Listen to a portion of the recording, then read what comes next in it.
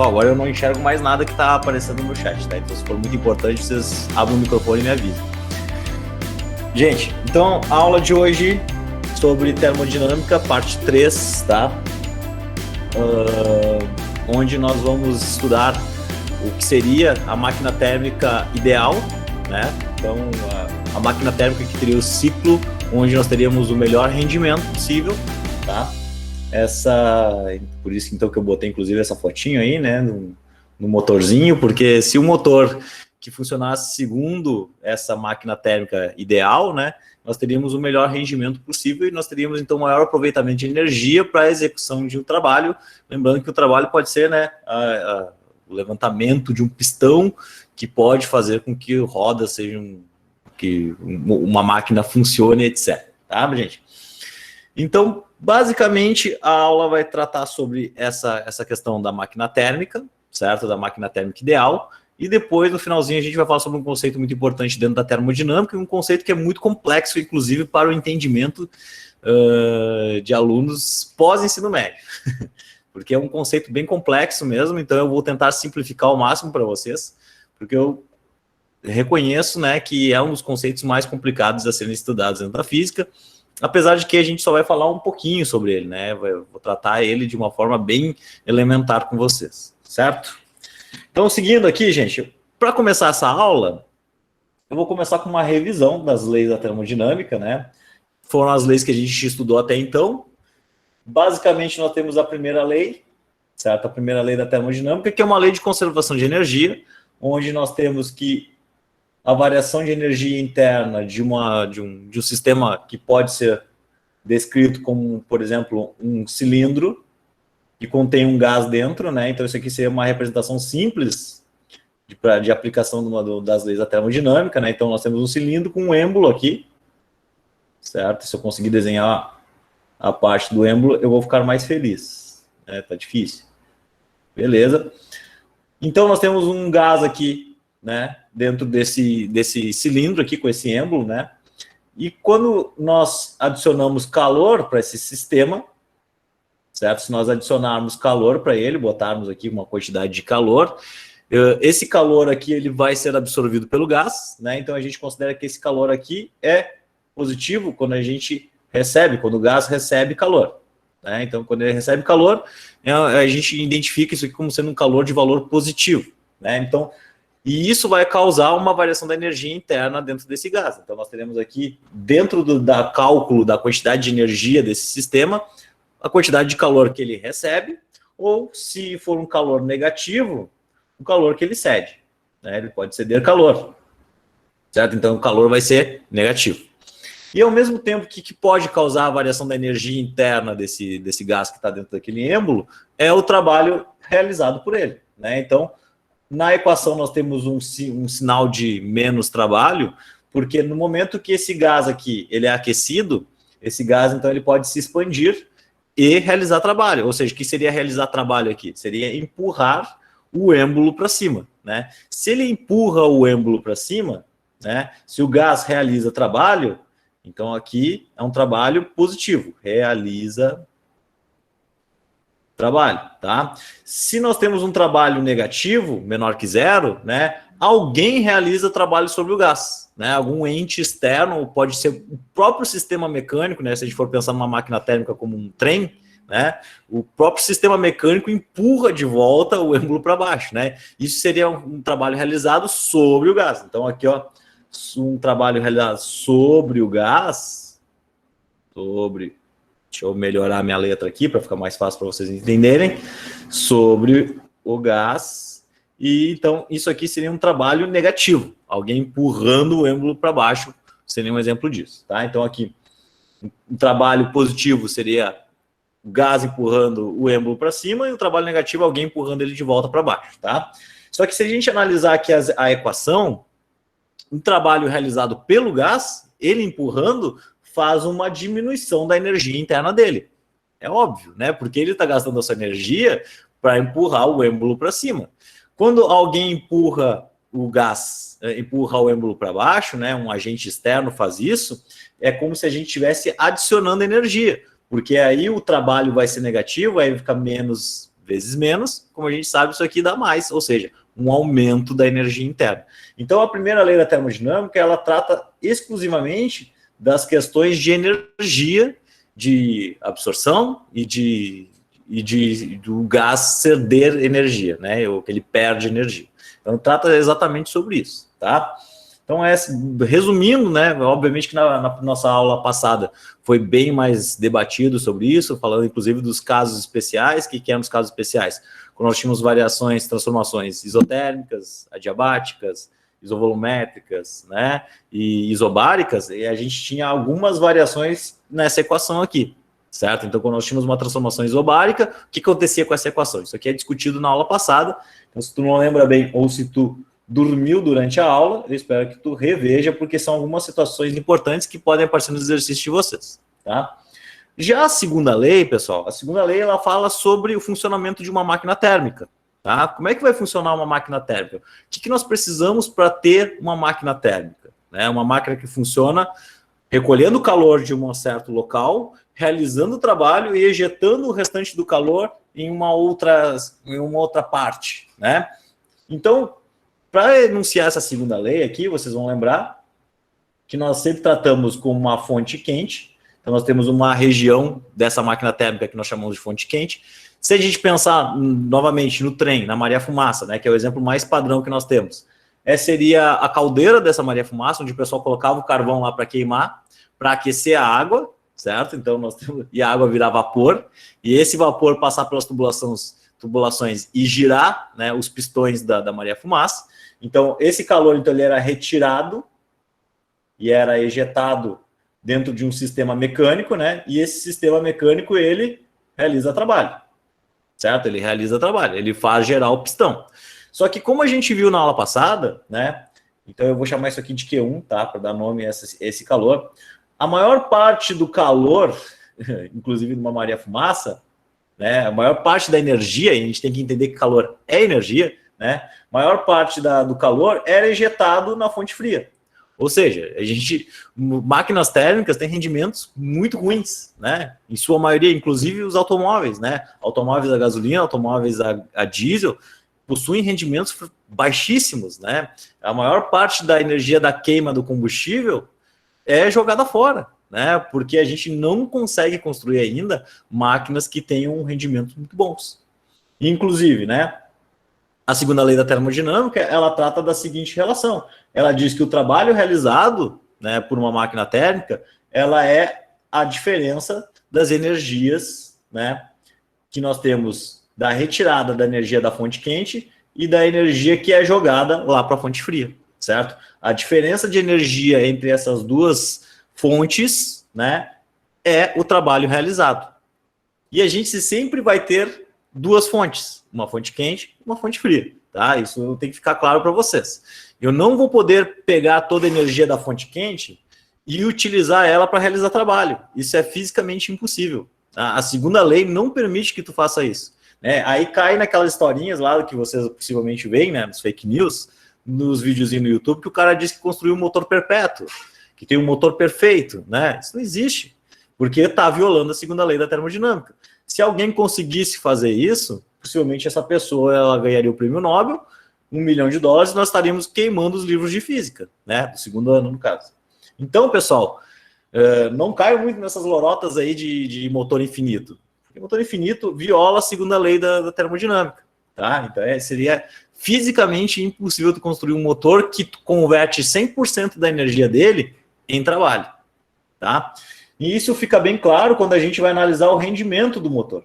Né? O rendimento do motor, que é essa letrinha grega aqui, o eta, né? Que é como nós trabalhamos o rendimento, ele é a relação de trabalho sobre a quantidade de calor que eu retiro da fonte quente. E o valor do eta, ele até pode ser zero. Mas se ele for zero, eu não estou executando trabalho, eu estou pegando calor ali e meu motor não está funcionando, né? Então é geralmente maior que zero, né? Então nós temos sempre um rendimento maior que zero e sempre menor que 1. Porque se eu tiver um rendimento igual a 1, significa que eu estou pegando todo o trabalho realizado, a energia do trabalho realizado é igual ao calor retirado da fonte quente. Eu teria um rendimento igual a 100%, nós teríamos um motor infinito, né? Então, um motor perfeito. E isso a segunda lei da termodinâmica não permite, tá? Ela sempre diz que nós teremos perdas de energia, nós teremos parte dessa energia sendo jogada na fonte fria. E como a gente viu nos exemplos da aula passada, né, a maior parte da energia ela é perdida, tá? Pouca parte da energia a gente consegue transformar em energia em trabalho, tá? O que seria o trabalho? Um movimento de uma turbina, movimento das pás, de um pistão, etc. Tá, gente? Então, beleza. Então, a segunda lei fala sobre os funcionamentos de motores, né, funcionamento de máquinas térmicas, e a primeira lei ela fala sobre conservação de energia, e essas são as leis mais fundamentais da natureza, né? Algumas das leis mais fundamentais da natureza que regem tanto aspectos da ciência na biologia, como na química, e sobretudo na física e na engenharia, tá? Beleza? Lembre-se, essas leis aqui, inclusive, né, elas têm um caminho inverso do que geralmente acontece na história da ciência, né? Se a gente falar um pouquinho de história, geralmente nós temos a teoria fundada, né, uma grande descoberta de um fenômeno físico, e aí tu tem a descrição desse fenômeno físico, formalização dele, e aí tu tem a aplicação tecnológica. Na época aqui houve o boom, né, da aplicação tecnológica, seriam as máquinas térmicas, e após isso se construiu a teoria. Então a termodinâmica ela começa com esse aspecto aí diferente, que a teoria ela veio depois da aplicação tecnológica, né? Que é um pouco diferente em termos de ciência. Bom, sigamos. Então, essas aqui são as leis da termodinâmica, só para salientar vocês. Aqui nós podemos calcular o eta também de outra forma, né? Como a gente viu na última aula, eu posso calcular o eta dessa forma aqui também, né? Em relação aos calores das fontes que nós temos, das fontes quentes e fonte fria. Bom, e aí, gente, nós vamos cair para esse gurizão aqui, ó. Esse gurizão aqui, Sadi Carnot, tá? Que construiu uma máquina que opera em ciclos, né? Ele formalizou, ele nem construiu, né? Ele formalizou porque isso aqui, essa máquina, ela é teórica. É uma máquina teórica porque ela teria um processo totalmente reversível, né? E como a gente sabe, a maioria das coisas que nós temos no nosso mundo são irreversíveis, certo? Inclusive, eu vou falar um pouco mais sobre isso no final da aula, quando eu for falar do conceito de entropia, tá? Mas, então, o Sadi Carnot, ele formalizou o que seria a máquina perfeita, o que seria a máquina ideal, e como é que seria o rendimento dessa máquina ideal, tá? Então, ele considerou que nós temos aqui como uma própria máquina térmica, que a gente já veio falando, né? Uma fonte quente, nós temos a transferência da fonte quente para um sistema que vai realizar trabalho, e a boa parte dessa energia é jogada lá na fonte fria. Como muito bem a gente sabe, a fonte fria pode ser o meio externo, né? Por exemplo, na Maria-Fumaça pode ser a parte externa dela, né? Então nós temos a caldeira, que seria a fonte quente, e a parte do meio ambiente, que seria para onde é jogado o resto da energia, né? Onde o objeto, a fumaça é jogada para fora, né? Seria a nossa fonte fria, por exemplo. Tá? Então nós temos duas fontes, né, como bem a gente já conhece a partir da descrição da segunda lei, só que nós temos aqui, então, essencial para o funcionamento dessa máquina térmica, duas fontes de calor com temperaturas distintas, né? É o que a gente espera. Uma temperatura T1 aqui, né, que vai fornecer a quantidade de calor Q1, só para dar o símbolozinho que a gente vai acabar utilizando nas equações, né? A temperatura 2 aqui, e a energia que é jogada aqui, que é 2, né, para fora. E aqui o trabalho sendo realizado, o trabalho dado. Beleza?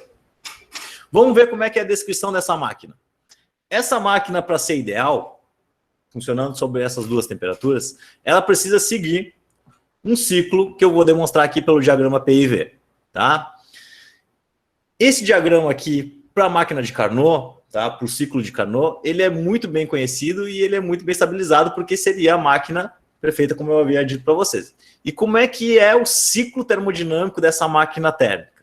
Ela funciona da seguinte forma.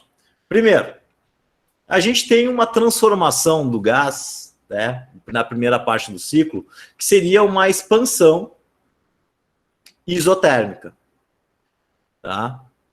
Isotérmica. Para quem não lembra o que é uma expansão isotérmica, é aquela expansão onde a temperatura é constante. Então, aqui nós temos o aumento da energia interna do sistema, porque ele vai absorver calor, certo? E todo o calor que ele vai receber, ele vai converter isso aqui em trabalho. Seria basicamente isso que aconteceria na primeira etapa desse ciclo, né? Para quem não lembra, quando eu mantenho a temperatura constante, a variação de energia interna do sistema é igual a zero. Isso eu falo na aula passada, tá? E na aula retrasada também. Então, na primeira etapa que nós temos aqui da máquina de Carnot, nós temos uma expansão isotérmica. Na segunda etapa da máquina do ciclo de Carnot, nós temos uma expansão. Porque porque a gente sabe que é uma expansão? Porque vocês estão vendo aqui, ó, que o valor de volume do sistema está aumentando. Eu não estou pegando valores maiores aqui de volume. Então, eu tenho uma expansão. O pistão está subindo, tá? Então, eu tenho uma expansão adiabática aqui. Adiabática. E dentro dessa expansão adiabática, o que acontece? Não há troca de calor com o meio. Ou seja, o calor trocado é igual a zero. Ele não troca calor com o meio, né? Não há transferência de calor, ele não recebe calor nem cede calor. A variação de calor é igual a zero. Então, nesta etapa do ciclo aqui, ele não troca calor com nenhuma parte do meio, tá? Então, toda a variação de energia interna é utilizada para realizar trabalho nessa etapa. A próxima etapa vai ser aqui, ó, de 3 para 4, onde nós teremos uma compressão isotérmica, tá? Então, nós teremos aqui uma compressão isotérmica, tá? Que significa isotérmica novamente? Temperatura constante. Então, agora, novamente, aqui, ó, nós teríamos uma temperatura 1 aqui e uma temperatura 2 aqui, seriam as duas temperaturas de trabalho dessa máquina térmica. Duas fontes de calor, né? Uma temperatura quente e uma temperatura fria. Lembrando que quanto mais alto aqui dentro do gráfico do diagrama PIV, né, nós teremos maiores temperaturas. Então, olhando aqui no gráfico, eu já chego à conclusão que a temperatura T1 ela é maior que a temperatura T2, tá? Isso é uma obrigação pela nossa descrição das isotermas. Quanto mais altas estão as isotermas, maior a temperatura, tá? E a última parte, que seria a fechamento do ciclo, né? Onde nós vamos fechar com os numerozinhos aqui, ó, 1 para 2, 2 para 3, 3 para 4, 4 para 1. Nós teremos uma compressão adiabática. Então, como é que funciona uma máquina térmica segundo o ciclo de Carnot? Funciona com duas isotermas e duas adiabáticas, certo? Isso era perguntinha-chave em vestibular nas antiguidades, né? Que quando nós tínhamos o vestibular, o Enem eu não lembro de ver perguntas assim, né, tão específicas, né? Às vezes eram as perguntas que caíram no vestibular nas antiguidades, assim, nas antigas, eles eram bem específicas. Como é que funciona o ciclo de Carnot? Quantas etapas tem? São 4 etapas, que funcionam com uma expansão isotérmica, uma expansão adiabática, uma compressão isotérmica e uma compressão adiabática.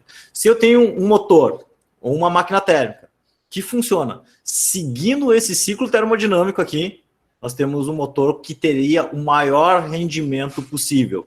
Ou seja, o motor que a gente mais consegue converter energia em calor em trabalho.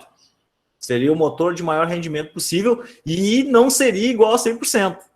E esse é um detalhe muito importante, porque a máquina de Carnot, ela respeita a segunda lei da termodinâmica, tá? É um apêndice da segunda lei da termodinâmica, a máquina de Carnot. Feito, gente. Deixa eu ver aqui, ó. Aqui nós temos um gifzinho que mostra o funcionamento aqui, ó, de uma máquina térmica, como vocês podem ver ali, ó, seguindo o ciclo de Carnot, tá bom? Daí vamos formalizar um pouco mais a máquina de Carnot, né? Então, quando nós temos uma máquina de Carnot, nós temos duas temperaturas, né? Nós temos a temperatura aqui da fonte quente, beleza? Nós temos a temperatura T1, nós temos o sistema aqui que realiza trabalho, né, o sistema, vou botar aqui sistema, realiza trabalho, e o resto do calor que é jogado lá para uma temperatura 2, para uma fonte fria, certo? Esse aqui seria o algoritmo de uma máquina térmica seguindo o esquema de Carnot, tá? Como é que acontece? A gente pode, a partir de um sistema como esse, né, estipular como seria o rendimento dessa máquina térmica a partir dessas duas temperaturas que nós temos aqui. Certo? Como é que ficaria esse negócio aqui? Então, eu posso estabelecer que meu rendimento, ele vai ser 1 menos sobre T2 sobre T1. Lembrando que T2 é a fonte fria e T1 é a fonte quente, certo? Então, aqui T1 sempre vai ser a maior temperatura. Lembrando que muitas vezes eu vejo os alunos, né, nas aulas dos anos passados, eles confundiam quem era T1 e quem era T2. O que acontecia? aparecia rendimento mais de 100%, ou seja, tu tinha uma super máquina, né? Uma super máquina térmica. Se tu tem um rendimento maior de 100%, tu acabou de violar a segunda lei da termodinâmica. Obviamente, o exercício está errado. Então, geralmente aqui, ó, o T2 é a fonte fria, a menor temperatura sobre a maior temperatura. Para que isso aqui dê um valor menor que zero, né? E na hora da subtração aqui, tu vai ter um valor menor que 1. Beleza? Então, para uma máquina de Carnot, eu posso calcular o rendimento dela a partir das relações entre as temperaturas. E nós também temos uma relação entre as quantidades de calor trocado e as temperaturas, né? Uma relação, vou botar aqui, relação entre Q e T, né? Onde nós teremos uma relação de Q1 sobre T1, que é igual a Q2 sobre T2. Então, a gente, a partir das temperaturas que nós temos locais ali da nossa máquina de Carnot, né? E, por exemplo, quanto de calor eu recebo da fonte quente, eu posso estipular quanto de calor eu vou desperdiçar, certo? Se eu tivesse condições de construir uma máquina de Carnot. Beleza? Lembrando que a máquina de Carnot é um modelo ideal, é um modelo, tá? Não é nada aplicável isso aqui. Mas serve para a gente ter um parâmetro de como seria um rendimento ideal, um rendimento máximo possível de um motor. Por exemplo, eu vou lá e construo um motor, eu sou engenheiro da Volkswagen, né? Vou lá, construo um motor, eu sei que a fonte quente lá do motor tem tal temperatura, ele vai jogar os gases para fora, né? Uma fonte fria. Eu posso, a partir dessas duas temperaturas, né, sabendo quanto de energia eu produzo na reação da queima da gasolina, saber qual seria o rendimento desse meu motor. Por exemplo, se ele fosse ideal, seguindo o sistema de Carnot, tá? Obviamente que os motores, a gasolina e a diesel, eles têm ciclos diferentes dos ciclos das máquinas de Carnot, tá? Eles não funcionam através de duas isotérmicas e duas adiabáticas. Eles funcionam, às vezes, com outras compressões, tá, gente? Outras transformações gasosas. Beleza. Mas, enfim, isso seria um papo mais de aplicação tecnológica bem mais direta, né? Seria um papo para um engenheiro mecânico, por exemplo. Tá? O engenheiro mecânico é um cara que tem que gostar muito de brincar com essas coisinhas aqui da termodinâmica, né? Beleza, gente? Seguindo, vamos fazer exemplos, tá?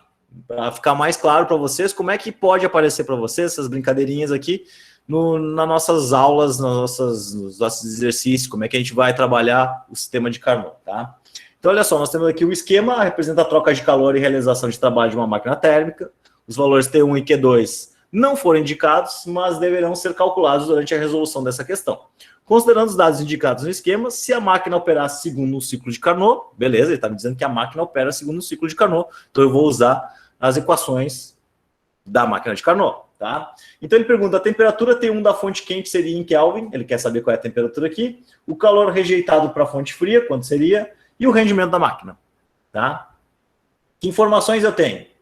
Eu tenho que a quantidade de calor que eu tenho lá na fonte quente, que são retirados, é 4.000 joules. Eu produzo 4.000 joules de calor lá na fonte quente. Eu jogo para fora 800 joules, quer dizer, eu jogo para fora nada. Eu realizo o trabalho, né? Isso aqui é a parte que a gente quer realmente, né? Eu realizo um trabalho de 800 joules, como a gente está observando aqui. E a temperatura da fonte fria é de 300 Kelvin. Beleza? Galera, o que nós temos que ter em mente? Mesmo sendo uma máquina de Carnot, isso aqui respeita as leis da termodinâmica, né? O sistema de Carnot respeita as leis. Então, se eu usar as equações da termodinâmica, das leis da termodinâmica, tá tudo certo. Então, por exemplo, para achar a temperatura T1, eu preciso saber quanto de calor é jogado lá na fonte 2, na fonte fria. Então, por isso que eu vou começar resolvendo a letra B, porque ela é muito mais fácil e muito mais direta da gente obter. Olha só. Eu sei que pela segunda lei da termodinâmica, o trabalho realizado é Q1 menos o módulo de Q2. Isso aqui é a segunda lei, como a gente bem sabe. Tá? E se eu realizo um trabalho de 800 joules, que eu tenho 4.000 joules lá da fonte quente, se eu quero saber quanto que eu rejeito lá para a fonte fria, essa continha simples que eu tenho que fazer, né? Então, Q2 vai ser 4.000 menos 800, certo? Então, a quantidade de calor rejeitada para a fonte fria vai ser de 3.200 joules, né? Então, eu perdi 3.200 joules lá para a fonte fria, tá? Agora, eu tenho condições de resolver a letra A, certo? Então, muitas vezes, nos exercícios físicos, vocês leiam todas as alternativas, que às vezes é mais fácil começar pela letra B do que pela letra A, tá? Então, na letra A, o que vai acontecer? Eu quero saber a temperatura T1. Bom, isso aqui é uma máquina de Carnot, segue o ciclo de Carnot, então, Q1 sobre T1 é igual a Q2 sobre T2, certo? Então, Q1 vale 4.000, T1 eu não sei quanto que vale, T2 vale 3.200 e Q2 vale, T2 vale 300 Kelvin, tá? Lembrando que essas temperaturas têm que estar sempre em Kelvin, gente, tá? Sempre em Kelvin. Então, nós temos aqui essa relação. Como é que eu resolvo isso? Vocês muito bem sabem, já fizeram coisas mais difíceis lá no primeiro ano do ensino médio. Isso aqui é só multiplicar em cruz, né? Nós temos, então, 12, 1, 2, 3, 4, 5. 1.200.000, tá? 1 milhão, ou seja, 1,2 megajoules de energia produzida. Que é igual a 3.200 vezes T1, né? Multipliquei em cruz, multipliquei 4.000 por 300 e os 3.200 por T1, né? Então, qual é a temperatura 1 dessa fonte quente? 12.000, 1.200.000, né? 1, 2, 3, 4, 5, divididos por 320. Qual o valor que nós teremos aqui? Tem que dar uma temperatura maior que na fonte fria. Se não der uma temperatura maior que na fonte fria, ó, tá errado. Tem algum problema. Ah, então, isso aqui é 1, 2, 3, divididos por 3.220. E faltou um zero aqui. Faltou um zero. 375. 375 kelvins de temperatura, tudo certo. Se a temperatura da fonte quente é 375 e a temperatura da fonte fria é 300, eu tenho uma possível máquina térmica que funciona a temperaturas distintas, né? Tudo certo. O que falta? Falta a letra C, o rendimento dessa máquina térmica. Eu vou usar aqui máquina de Carnot, a relação de Carnot. T2 sobre T1. Então, o eta, 1 menos 300 sobre 375. Então, meu eta vai ser 1 menos 300 sobre 375. 0,8. Olha só que absurdo essa máquina, né? N igual a 1 menos 0,8. Isso aqui é 0,2. Ou seja, isso aqui é 20% de rendimento. É uma máquina térmica, é um motor a gasolina. 20% de rendimento, né? O ninho de firma, a gasolina é 20% de rendimento, né? Ele pega 20% da energia para fazer as rodas girar do carrinho, né? O resto tudo é perdido. Aquecimento, barulho, vibração, a energia é dissipada de 300 outras mil formas. Beleza? Mas então como chega a 100 por hora em 0,2 milésimos de segundo? Isso aí é um milagre que nem a física consegue explicar, né? A gente não entende como é que as pessoas... É isso só com a escada no teto, né? Se a escada não estiver lá... tirada e não funciona. Não funciona, com certeza. Né? Então, são detalhes. Vamos para mais uma. Mais um exercício aqui, tá? Uma máquina térmica funcionando de acordo com o ciclo de Carnot fornece 1.000 joules em forma de trabalho a cada ciclo. Opa! Então, a minha máquina faz um trabalhinho de 1.000 joules. Coisa linda, né? As temperaturas das fontes quentes e frias são, respectivamente, então, tem a temperatura 1 é 327 graus Celsius e a temperatura da fonte fria é de 177 graus Celsius, né? Perfeito? O que nós precisamos fazer aqui? Atentem, nós precisamos botar isso aqui em Kelvin.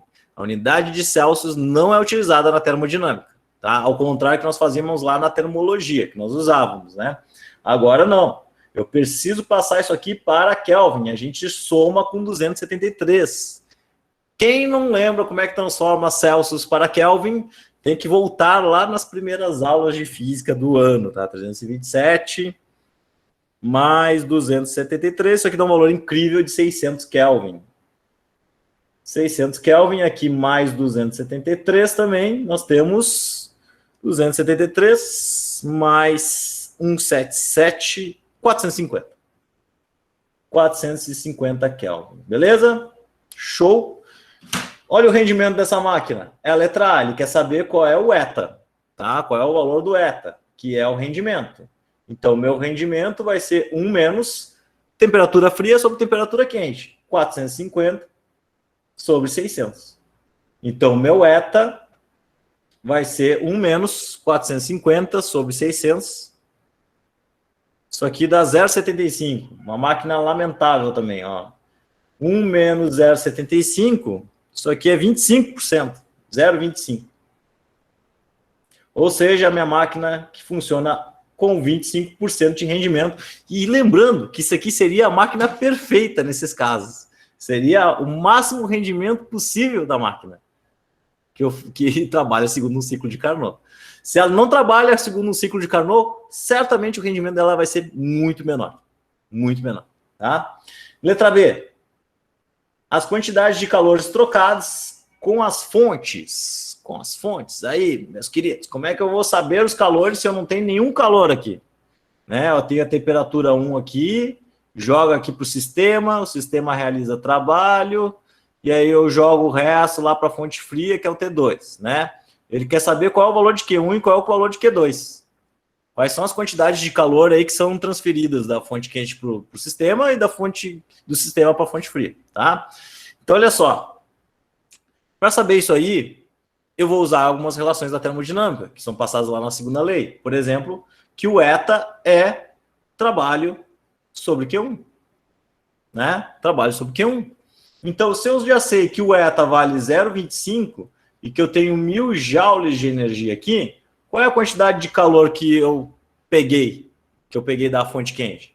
Né? Então, vai ser Q1 igual a 1000, passo 0,25 para baixo, né? Como se eu fizesse isso aqui, ó. Passei o Q1 multiplicando e o 0,25 vai caindo aqui, tá? Matemática simples, vocês já estão acostumados. Então, 1000 divididos por 0,25, isso aqui é 4.000. 4.000 joules de energia. Galerinha, se usar um pouquinho a cachola, não precisa fazer conta nenhuma mais. Ó, se eu sei que eu peguei 4.000 joules da fonte quente e que eu executei um trabalho de 1000 joules, quanto de energia eu descartei? 3.000. Né? Não é 3.000 que falta para os 4.000? Se eu somar aqui, ó, tem que dar os 4.000. Ah, professor, mas se não é tão fácil assim, o que eu faria? Aí tu usaria a segunda lei da termodinâmica. Q1 menos Q2. Né? Onde eu tenho 1000 aqui, eu tenho 4.000 aqui, eu tenho menos o Q2. Beleza? Então, eu teria Q2 igual a 4.000 menos 1.000, pegando vocês pela mão para fazer essa conta. Isso aqui dá 3.000 joules. Né? 3.000 joules. Esse J meu parece qualquer coisa menos um J. Então, aqui, 3.000 joules, tá? Beleza? Muito fácil, muito fácil. Vocês já fizeram coisas mais difíceis, hein? Inclusive, o pessoal lá do primeiro ano está sofrendo com as leis de Newton que vocês sofreram no passado. Então, leis de Newton para modelar as leis de Newton é mais difícil que isso aqui, porque as leis de Newton são vetores. Isso aqui é escalar, então é matemática simples, né? Beleza. O que é difícil aqui? A teoria. A teoria é difícil, né? Mais complexa. Tu tem que pensar, tu tem que imaginar, porque tu não enxerga um motor, tu não enxerga o calor chegando no motor, né? As leis de Newton tu enxerga, alguém empurrando uma caixa, né? Etc. Seguindo. Agora vem o conceito complicado. Nos aproximamos do final da aula, viu como passa rápido, né? Incrivelmente passa rápido a nossa aula. Então, olha só, gente. O conceito de entropia é um dos conceitos mais difíceis dentro da física, tá? O que acontece? Eu vou tentar mostrar para vocês uma situação aqui e vamos ver se vocês conseguem compreender o que está acontecendo. Vamos imaginar que eu tenho um gás que está ocupando um certo volume, né? Como vocês estão vendo aqui, deixa eu pegar um pointer aqui para melhorar. Ó, nós temos um gás, está ocupando um certo volume, uma certa pressão, ele tem uma certa temperatura, beleza. Todas as relações, né, que a gente está estudando agora estão aqui presentes. Pressão, volume e temperatura, né? Vamos supor que eu consiga extrair essa barreira que nós temos aqui. Eu consigo extrair facilmente essa barreira. O que vai acontecer? Naturalmente, um processo extremamente natural, o gás ele vai começar a ocupar o restante do meu recipiente. naturalmente, né? Eu abri a tampinha ali, aquela barreirinha, e o gás ele vai se espalhando, fluindo, ocupando o resto do meu recipiente.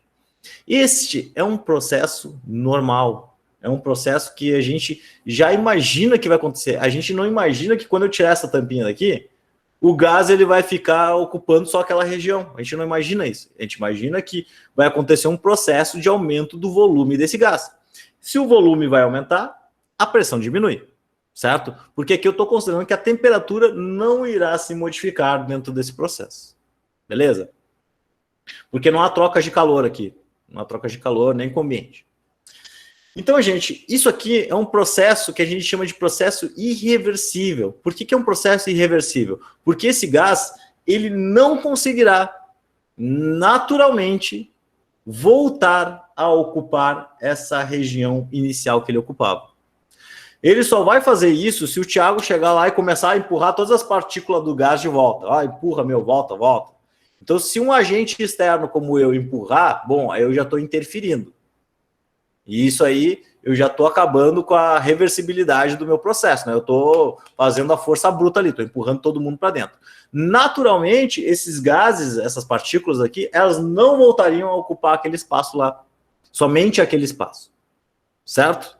Ou seja, este processo aqui é um processo irreversível. No momento que eu tiro a proteção, tiro a tampa, o gás se espalha e ele não volta a ocupar aquele pequeno volume que ele tinha. A menos que algum agente externo atue, né?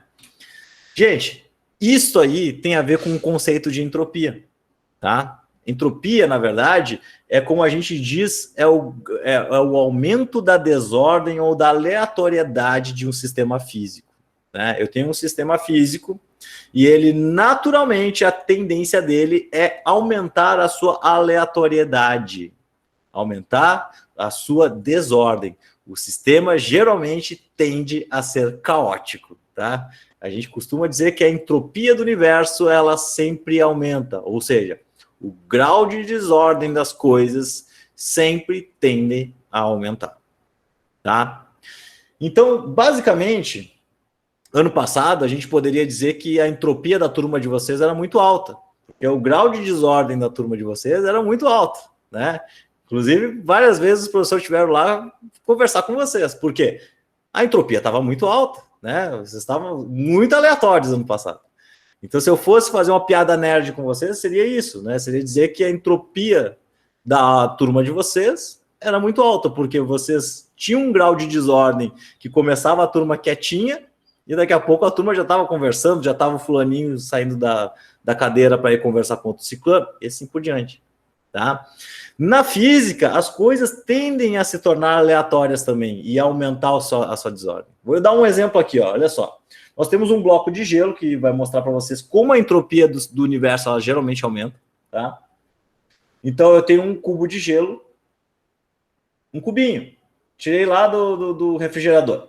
Alguém foi lá alguma vez na vida, pegou aquele cubinho de gelo e colocou ele em cima de uma superfície aqui. Beleza? Vamos supor que a gente está no Saara. Vocês conhecem, não sei se o professor de biologia já falou para você, ou de geografia já falou para você sobre o Saara, mas o Saara costuma ter de dia uma temperatura muito alta, né? Porque é deserto, mais de 30 graus, quase 40 graus, e de noite, por não ter nada, né? Ele esfria muito. E por esfriar muito, né? Às vezes chegam a temperaturas abaixo de zero. Vamos supor que a gente pegou esse gelo e botou no Saara, e a gente pegou esse gelo e botou em cima de uma superfície. O que vai acontecer? É de dia, né? Então, nós temos uma temperatura de 30 graus aqui. O que vai acontecer com esse gelo? Ele vai derreter. Derreteu, virou água, né? Virou água.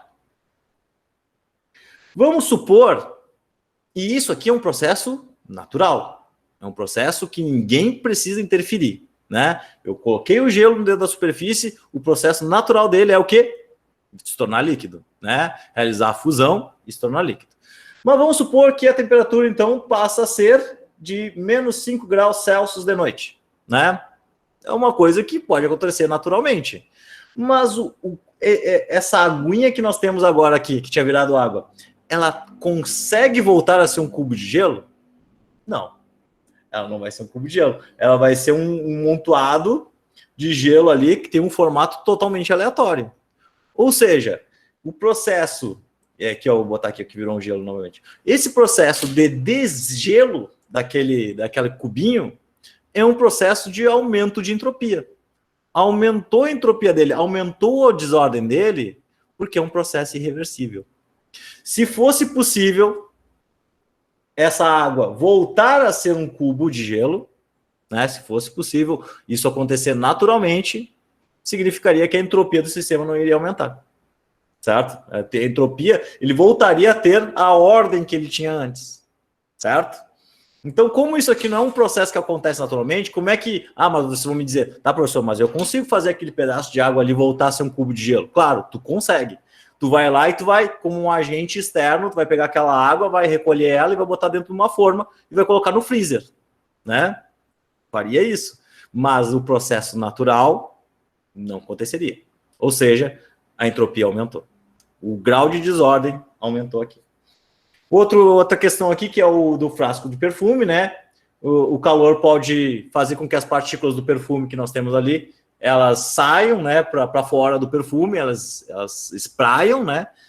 E elas não jamais conseguiriam voltar todas juntas para dentro do frasco, né? Então, se eu pegasse um vidro de perfume e deixasse aberto, né, ele ia diminuir o seu volume, naturalmente. Até porque ele é composto de álcool, muitas vezes, né? Então, com aquelas partículas saindo pelo perfume, elas não voltariam. Se elas, por acaso, conseguissem voltar, isso aí seria um processo reversível. Mas como a gente vê, as coisas no universo e as coisas no mundo são sempre irreversíveis, né? A menos que um agente externo atue para fazer voltar às condições normais. Mas, naturalmente, as coisas são irreversíveis e a entropia do universo tende sempre a aumentar. Beleza? Este é o conceito de entropia. Fala. Tipo, então, no caso, tudo tem esse grau de desordem, né? Isso. Tudo no universo, basicamente. Tende a aumentar o seu grau de desordem. Sempre. Tudo então, tem. Tipo, isso é um dos motivos pelos quais a gente não pode, tipo, prever exatamente o que vai acontecer. Tipo, vou jogar um balde de água no chão, não consigo prever, tipo, a expansão dessa água no chão, sabe? Não, na verdade, tu consegue prever. Tu consegue prever, assim, se tu jogar com um certo ângulo, se tu jogar com uma certa velocidade esse balde, tu consegue fazer uma previsão estatística de para onde essa água ela pode atingir, qual região ela pode atingir. Isso aí é um ramo da física que nós chamamos de mecânica estatística. A gente consegue fazer essa previsão e a mecânica estatística ela está alinhada à termodinâmica, certo? Então, há uma previsão que tu pode, inclusive, prever qual é a entropia desse derramamento de água aí no teu sistema, tá? É possível fazer previsões estatísticas, ou seja, não são previsões com valores diretos, né, fixos, né, são estatísticos. Ó, existe a probabilidade de tanto de água alcançar 2 metros, tanto de água pode alcançar 1,5 metro, 1,8 metros, assim por diante, certo? É estatística, beleza? Seguinte, vamos... Aí que a gente vai começar a entrar num campo da física que é capaz de fazer assim... Aí, então, vamos voltar para o nosso mundinho do ensino médio, né? E vamos nos ater agora às coisas mais simples, tá? Dentro da física aqui, a gente vai trabalhar com processos geralmente isotérmicos, tá? E aí a gente vai poder calcular a entropia com uma relação de quantidade de calor sobre tempo, sobre temperatura, tá? Onde a entropia, aqui nesse caso, de maneira bem simplória, ela é calculada por joules por Kelvin, tá? Como é que a gente vai aplicar aqui? Vou mostrar para vocês um exemplo de uma situação onde a entropia vai acabar, onde eu vou demonstrar que a entropia ela aumenta sempre, né? Que é um probleminha que nós temos aqui de equilíbrio térmico, um probleminha que a gente fez bastante lá no início do semestre, quando a gente estava aprendendo sobre calor. Que a gente pegava uma água a 10 graus e uma água a 40 graus, misturava elas, né? E via qual era a temperatura que resultava. Aí a gente vai ver que nesse caso aqui, a entropia do universo, que é a mistura das águas, ela sempre aumenta. A gente pode ver que num caso aqui, em uma das massas de água, a entropia diminuiu, mas a entropia total, ela sempre aumenta. Vou mostrar para vocês, vou demonstrar, não se preocupe, tá? Olha só. Em um recipiente de capacidade térmica desprezível e termicamente isolado, são misturados 100 gramas de água. Então, eu tenho uma massa de 100 gramas de água que está a uma temperatura inicial de 10 graus Celsius. Beleza? E eu tenho uma massa 2 aqui de 200 gramas de água que está a uma temperatura inicial de 40 graus Celsius. 40 graus... Opa, porcaria. 40 graus Celsius, beleza? Vou misturar essas duas crianças, né, usando as condições de equilíbrio térmico que vocês já estudaram, ou seja, eu calculo os calores trocados, né, e observo qual é a temperatura final que nós chegamos aqui. Para que eu vou fazer isso? Porque eu quero descobrir, gente, eu quero aplicar o conceito de entropia, onde o conceito de entropia vai depender do calor trocado sobre a temperatura que esse sistema tinha, certo? O calor trocado sobre a temperatura que esse sistema tinha vai dar a entropia do meu sistema, beleza? Então, olha só, mas para achar o calor trocado, eu preciso da temperatura final, porque vocês vão lembrar, ó, que Q é igual a mCzinho vezes delta teta, onde delta teta é temperatura, ó, delta teta, temperatura final menos temperatura inicial, esqueçamos. Então, eu preciso da temperatura final, por isso que eu vou usar a condição de equilíbrio térmico aqui, para calcular essa temperatura final. Como é que a gente fazia esses exercícios? Vamos lá, a gente fazia MC delta T, a gente fazia 100 gramas, vezes o Czinho, ó, o Czinho está aqui, 1 caloria grama grau Celsius, vezes a variação de temperatura. Temperatura final menos temperatura inicial, que é 10 graus, para a primeira massa, né? Para a segunda massa, vai ser 200 gramas, vezes 1, vezes temperatura final menos 40. Pessoal, o que eu sei? Eu sei que quem tem a temperatura menor vai receber calor. Quem tem a temperatura maior vai perder calor. Então, um vai ter um calor negativo e o outro vai ter um calor positivo. Beleza? Então, olha só. Isso aqui vai ser 100 TF menos 10. Fazer mais uma linha aqui para vocês observarem, né? 200, nem precisava, né, gente? Menos 40, que é igual a zero. Fazendo aqui o chuveirinho, famigerado chuveirinho, ó. 100 θF menos 1000. 100 vezes 10, 1000, né? Mais 200 θF, TF, quer dizer, menos 8.000? 8.000, né? 8.000, né? 200, vou confirmar aqui antes que eu faça uma caquinha. 8.000, tá? 8.000, que é igual a zero. A gente vai somar os iguais aqui, como vocês muito bem sabem, né? Resolver esses probleminhas, já fizeram bastante, tiveram notas muito boas, inclusive, nessa prova, né? 100 TF mais 200 TF, isso aqui dá um valor incrível, 300 TF. Esse 1.000 e esse 8.000 eu posso somar também, dá 9.000, vou passar para o outro lado da igualdade, vai dar 9.000 positivo, né? Não entendeu isso aqui? Faz o passo a passo ali para tu entender. Menos 1.000, menos 8.000, menos 9.000. Passo 9.000 para o outro lado, fica positivo, né? Então, a temperatura final de equilíbrio térmico é esses 9.000 sobre 300. Isso aqui dá temperatura final de 90 por 3, 30 graus. 30 graus Celsius. Então, quando eu misturo água a 10 graus e água a 40 graus, nós temos um equilíbrio térmico de 30 graus. Mas para calcular a entropia envolvida, eu preciso saber quanto de calor foi trocado. E como é que eu faço isso? Simples. Vou pegar água fria aqui, ó. Água fria. Na água fria, o calor trocado vai ser 100 gramas, ó, usando essa equaçãozinha aqui, ó, tá? 100 gramas vezes 1 vezes a variação de temperatura. 30 menos 10. Então, qual foi a quantidade de calor trocado? Vai ser 100 vezes 20, 30 menos 10, né? Aqui não parece menos 10, parece qualquer coisa menos 10. Menos 10, beleza? Então, qual é a quantidade de calor trocado aqui? 2.000 calorias. Gente, se vocês fizerem para água quente, vai dar 2.000 calorias também. Por quê? Um vai perder 2.000 e o outro vai ganhar 2.000.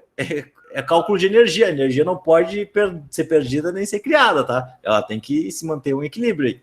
Então, a quantidade de calor aqui da fonte, essa aqui da fria, né? Da água fria e da água quente vai ser menos 2.000, porque ele perdeu 2.000 joules de energia, tá?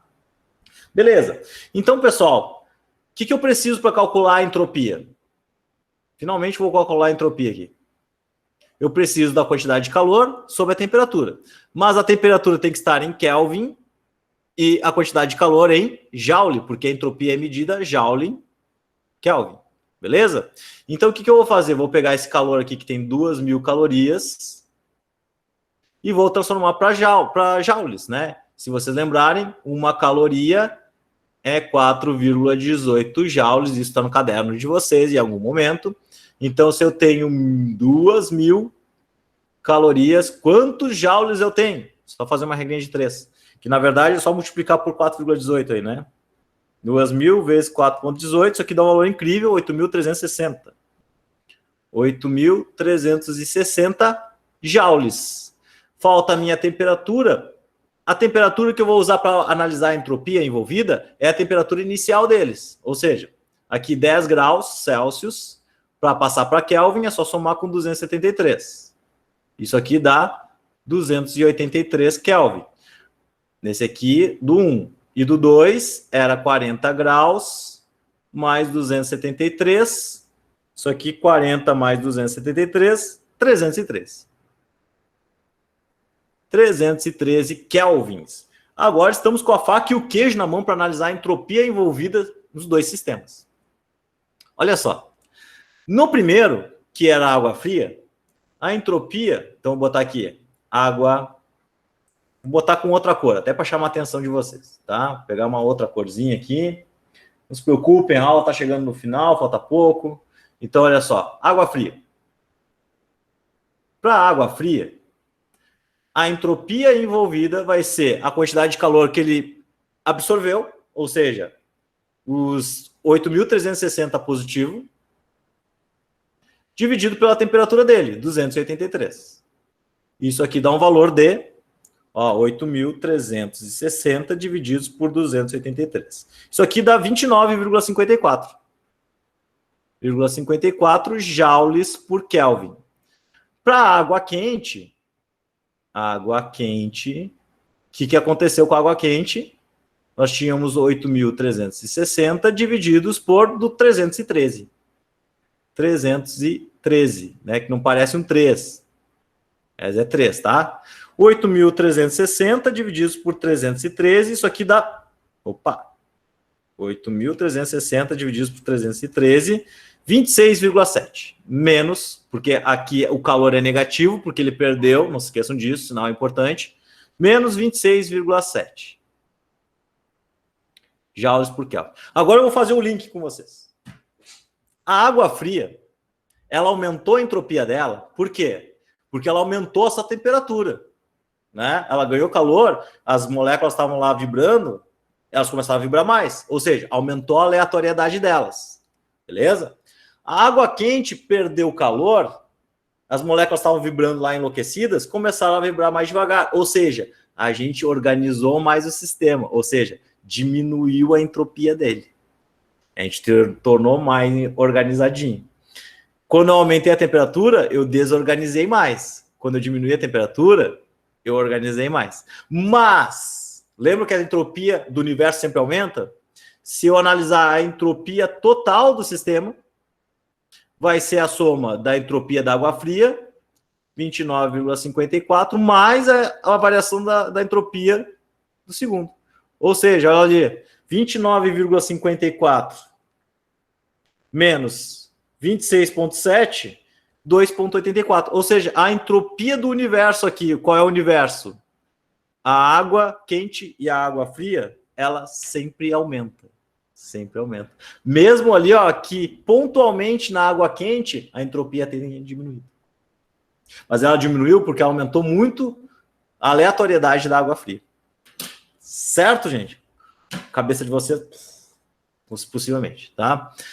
Espero eu que vocês tenham compreendido aqui essa parte sobre entropia. Eu sei que é bem complicado esse conceito, é um conceito que envolve muito pensamento, muita imaginação para entender o que é aleatoriedade, o que é uma organização de umas moléculas, né? Isso aí não é uma coisa que a gente enxerga, e é um conceito, certo? Mas se surgirem, continuarem as dúvidas, revejam esse vídeo, tá? Revejam esse vídeo aqui para tentar ver se vocês amenizam as dúvidas. Se não amenizar, pode vir até mim tirar essas dúvidas, tá? Gente, tarefinhas. Carnot,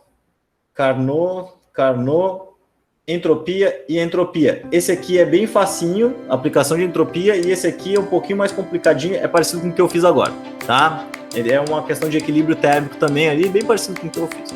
E eu vou trabalhar só esses tipos de questões com vocês, tá? Então, se vocês entenderem bem como é que é o ferramental aqui, possivelmente vocês estarão bem preparados, então, para fazer uma avaliação daqui a 2 semanas. Tá certo, gente? Como eu falei para vocês, vou colocar uma aula